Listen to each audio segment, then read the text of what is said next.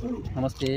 कहाँदेखि उठा आउनुभएको म नेपालगञ्जको रुकुमदेखि आएको हो र यहाँ के हजुरलाई यो मन्दिरको बारेमा के जानकारी छ? यो मन्दिर चाहिँ यदि टाढाबाट आउने दर्शक महानुभाव हुनुहुन्छ भने यो मन्दिर चाहिँ बिहान 4 बजेदेखि दिउँसोको 12 बजीसम्म खुल्ने गर्छ। कति के चढ्छ सर यहाँ?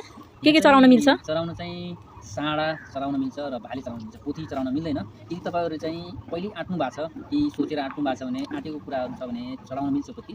होइन भने तपाईँ चाहिँ एक्कासी नआँटेरै पोथी भाले लिएर आउनुहुन्छ भने पोथी चढ्दैन। टाढादेखि आउने म त्यो दर्शकलाई चाहिँ म यही भन्न चाहन्छु, आँटेर आउनु भएको छ भने तपाईँ चाहिँ भाले पोथी लिएरै आउनु होला।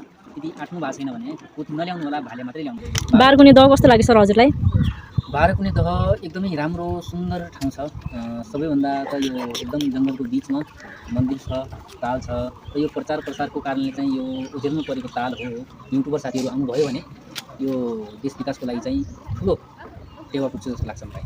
ल, थ्याङ्क यू।